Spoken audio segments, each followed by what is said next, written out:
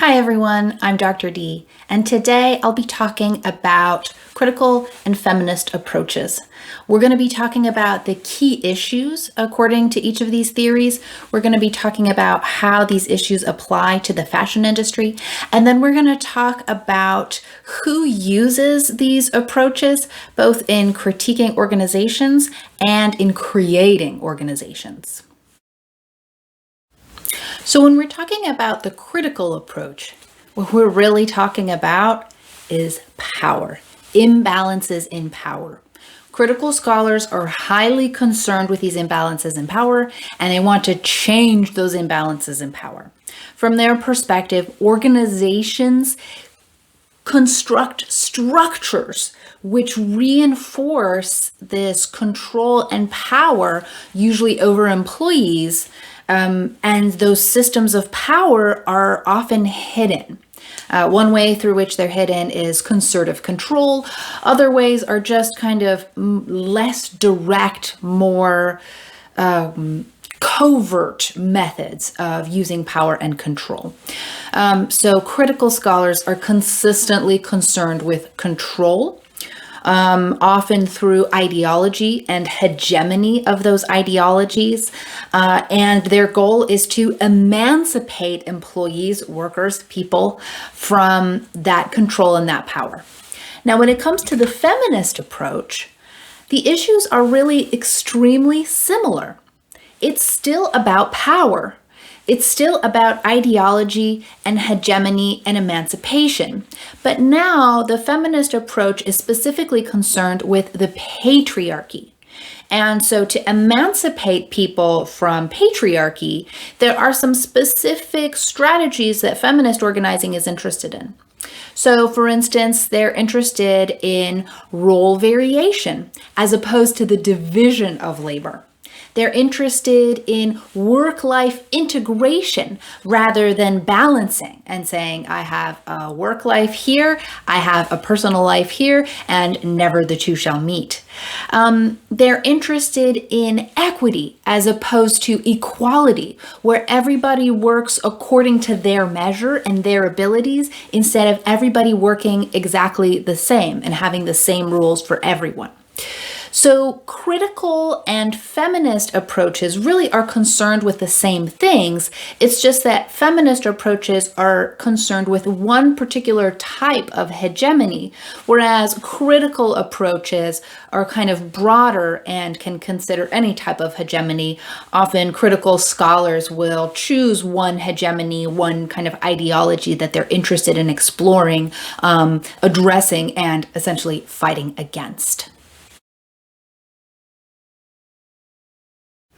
So if I'm a critical scholar who uses critical approaches to study organizations, and I've been asked to diagnose the fashion industry, here's what I'm going to say.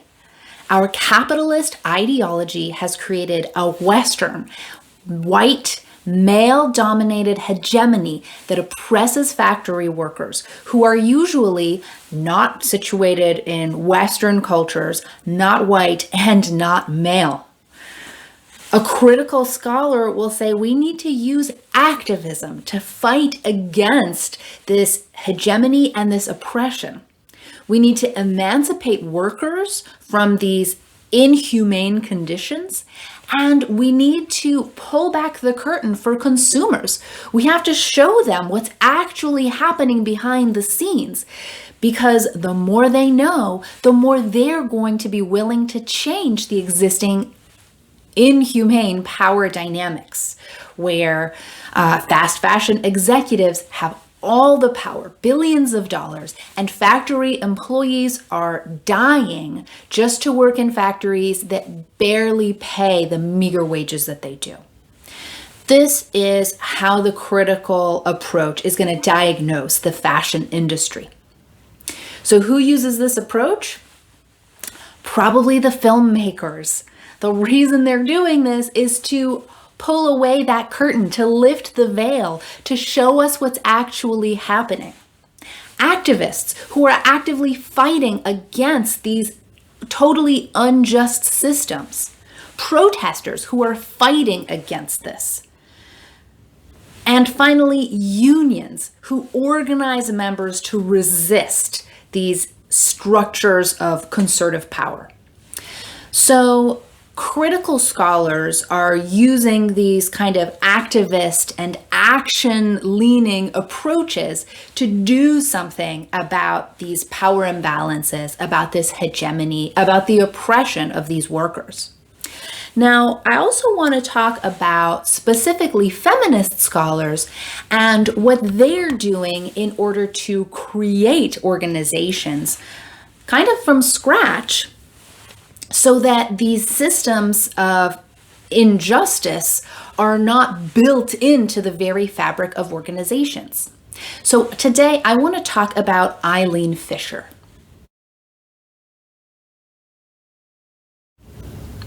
So Eileen Fisher is a fashion company. They're not mentioned in A True Cost, but I've linked a article about Eileen Fisher and her company in the supplemental readings in this week's module.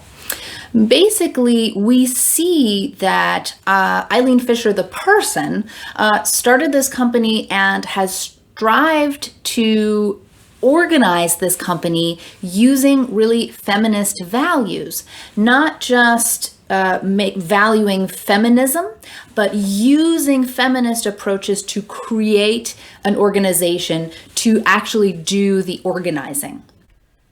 So the organization went through some tough times, and the way that Eileen Fisher, the person, describes this is that it became much more corporate. She says more hierarchical, less collaborative. There was more unhappiness.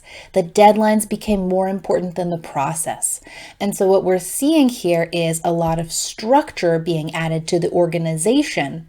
And potentially more conservative control while Eileen Fisher, the person, was gone.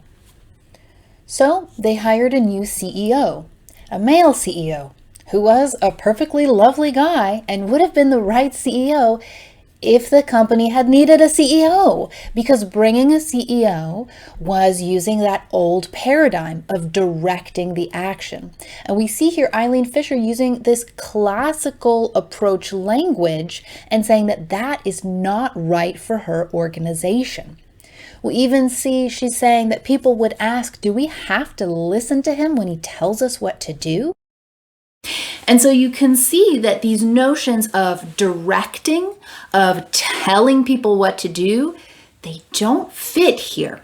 People don't tell one another what to do. There is no directing. That's not how we organize here at Eileen Fisher. That's not the idea. Instead, they have meetings in circles. They talk about every individual being a leader, every person bringing their own ideas. Now, this is in the leadership team, so we're talking about the kind of executives, but Eileen Fisher does strive to apply these principles all the way down its chain. And they do this in a few ways. First, Eileen Fisher, the company, has a profit sharing plan so that about 30% of the profits that the organization makes gets shared back with everybody in the company, all the way down to their salespeople. Those salespeople do not work on commission. This notion of commission, right, creates a sense of competition, which is really not a feminist value. It's not something that feminism values. Feminism values more equity and people working to their strengths. Another aspect of the work is that the organizational members are meant to represent the company, and so salespeople are expected to wear Eileen Fisher clothes, as many stores in retail do.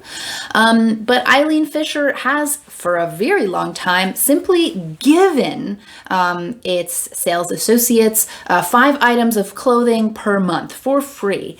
I'd like to point out that 5 items of clothing from Eileen Fisher costs a small fortune. If you check out their website, you'll see a pair of sweatpants will cost you about $180.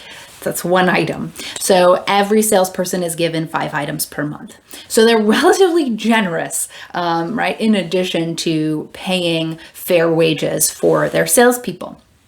We also see that this organization, especially the leadership component of this organization, is made up of almost entirely women. And we're also seeing women in positions of power and leadership. We're seeing women of color in those positions as well from early on. This isn't some new thing that's happened since the summer of 2020. This is something that's going on in the article that was published in 2013. One of the top 3 or 4 leaders in the organization is a woman of color. So we're seeing that a lot of these feminist ideologies are built into the very structure of the organization. Even we're seeing that this organization, Eileen Fisher also considers, kind of systems-wise, the factories and the factory workers who make the clothing. If you go to their website, in that top menu, you'll see a behind the label section. It's right there next to the sales section. And there you'll get information about the factories and where these are and how the people in these factories are treated. You'll see information about fibers and color, where they're talking about responsibly sourcing fibers and dyes. There's information about workers, human rights, and fair trade. And then there's also information about the organization's values, which highlights right away the circular nature of their production, as well as prioritizing women. So we're seeing that this organization was built from the ground up using a feminist approach, which is really just a critical approach focused specifically on the patriarchy, right? And injustice towards women. So we're seeing that it's absolutely possible to create a strong, successful organization using this critical approach. Just as important as using that critical approach to criticize organizations that do not use this approach. So hopefully this has clarified a little bit what the critical approach is about, how it sees organizations, and how organizations can use this approach to organize themselves.